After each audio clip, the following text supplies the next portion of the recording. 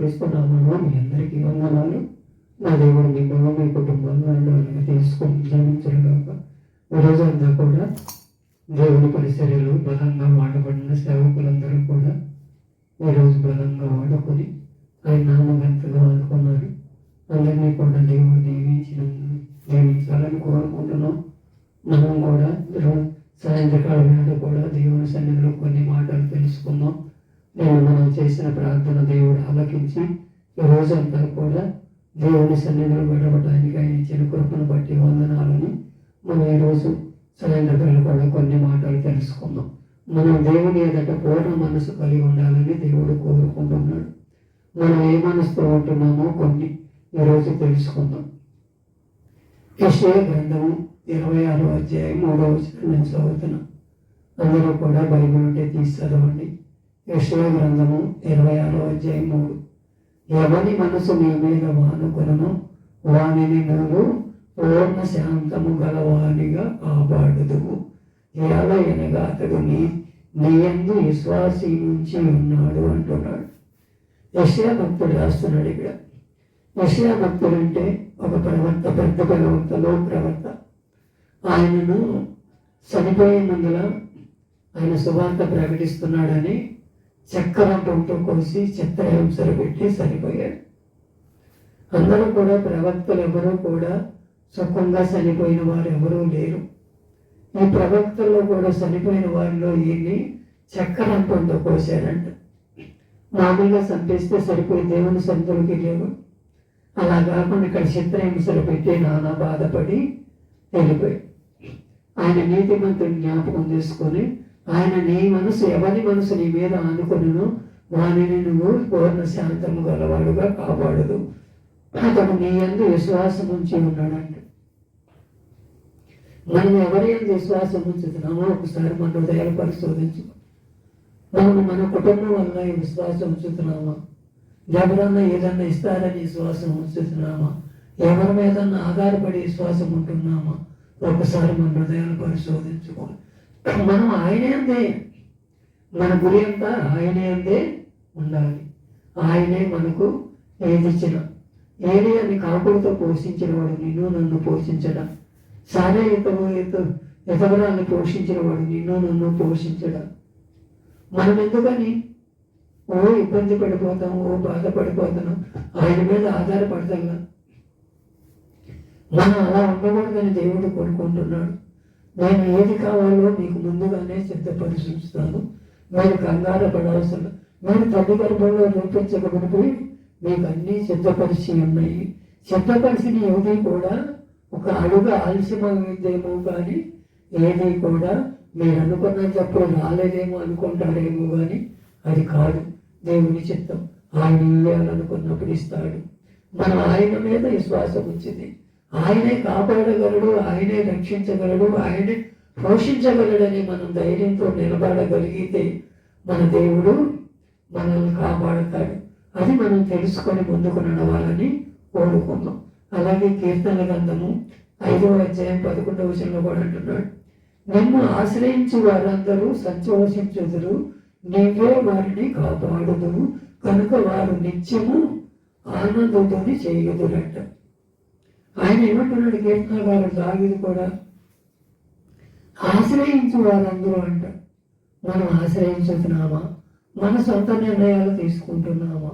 మన సొంత నిర్ణయాలు తీసుకొని అన్నీ చేతులు కాలేక ఆకులు పట్టుకుంటే సుఖమేముంది? ముందుగా దేవుని ఎదుట మనం అన్నీ కూడా చేసుకోవాలి. సౌడేమయ్యాడు? సౌడేమో అంతా బాగానే ఉంది, అంతా కలిసి వచ్చేటప్పటికి దేవుని లెక్క చేయాలి. అదే దావీదు ఏమయ్యాడు? ప్రతి విషయంలో కూడా దేవుని ఎదుట మొదలుపెట్టి, అయ్యా నీ చిత్తమైతే నేను వెళ్తా, నీ చిత్తం కాంటే చెప్పు నేను వెళ్ళనని ఆయన దగ్గర మోకరించి ప్రార్థన చేసి ఆయన ఆశ్రయించి ప్రతిదానికి నువ్వు వెళ్ళు అంటేనే వెళ్ళాలి తప్ప దేనికి వెళ్ళాల. మనం కూడా అలా చేయాలి. ప్రతి విషయంలో మీకు ఏదైనా కారు కొనుక్కోవాలా, పిల్లలకి వివాహం చేసుకోవాలి, ప్రతి విషయంలో ఒక దేవుని ఎదుట అది నీ చిత్తమా కాదని తెలుసుకొని వెళ్ళాలి. మనం ఉంటే దేవుని సన్నిధిలో సంతోషిస్తాము. ఆయన్నే వారు కాపాడుతాడంట. మనం అలా ఉండగలిగితే దేవుడు ఆయన నీ మనసు ఆయన మీద ఆనుకొని ఎప్పుడైతే ఉందో నువ్వు నీ క్రియలు బట్టి నీకు బలమించదని చెబుతున్నాడు. నువ్వు నిత్యము ఆనందంతో చేస్తే ఆయన నిత్యము నేను కాపాడతాడు. అదే దేవుడు కోరుకుంటున్నాడు. మనం అలా చేయగలుగుతున్నామో లేదో ఒకసారి మన హృదయాలు పరిశోధించుకుందాం. ఇక మీదటైనా నీ మనసును ఆయనకి ఇస్తావా?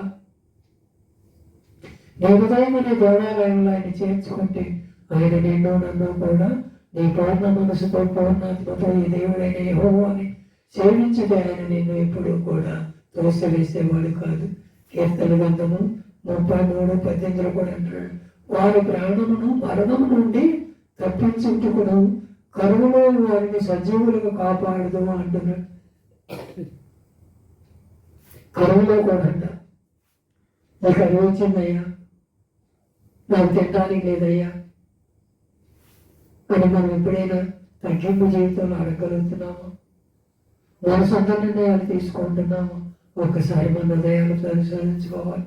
మరణం నుండి కూడా తప్పిస్తాడంట. నన్ను ఒకప్పుడు మరణం నుంచి తప్పించాడు, సజీవుడిగా నన్ను నిలబెట్టి మీ మధ్య నిలబడ్డానంటే అది ఆయన కృపే. ఆయన కృప లేనిదే మనము జీవించలేము. ఎప్పుడూ కూడా మనం ఆయన మరణం నుంచి తప్పించగలడు. ఎరుకుల్లో అయినా, ఇబ్బందుల్లో అయినా, బాధల్లో అయినా, ఏదైనా ఆయన మొరపెట్టగలిగితే నాకు మరణపెట్టమో నీకు ఉత్తరం ఇచ్చేది గ్రహింపలేని గూఢమైన సంగతులు నీకు తెలియజేస్తానంట. మనం అలా ఉండగలుగుతున్నామా లేదో ఒక్కసారి మన హృదయాలు పరిశోధించుకో. అయ్యా, నిన్ను ఆశ్రయించి వారందరూ సంశోధించదండి. నీ కృపలో నన్ను దాసయ్య, నీ కృపాక్షేమముల మధ్య నడిపించమని ప్రార్థన చేద్దాం.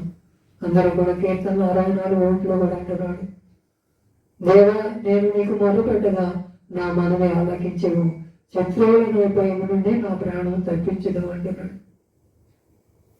దావీదు కుమారుడు కూడా అలాగే శత్రువులు ఎదటంట తప్పించబడ్డాడంట. మనము కూడా మనకు శత్రువు లేకుండా ఎవరూ లేరు. అందరూ మనకు శత్రువులు అనుకోకూడదు. అందరినీ కూడా మన మిత్రులుగా కలిపిపోవాలి. మన శత్రు భయం లేక ఆయనకు మొరపెట్టాలంట, అయ్యా ఆ బిడ్డలను కాపాడయ్యా, నా మీద తెలిసిన తెలవక తప్పుగా ప్రవర్తించారయ్యా, వారి కుటుంబాలు జీవించబడాలయ్యా, వారందరూ రక్షణలోకి రావాలయ్యా.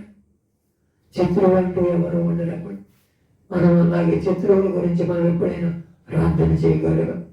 శత్రువులయ్యా నన్ను తిట్టాడయ్యా, నాశనం అయిపోవాలయ్యా, ఆడు పాడైపోవాలయ్యా, ఆడి కుటుంబం అంతకంతలో నాశనం అయిపోవాలని చెప్పించితే మన కుటుంబమే చెప్పించబడుతుంది.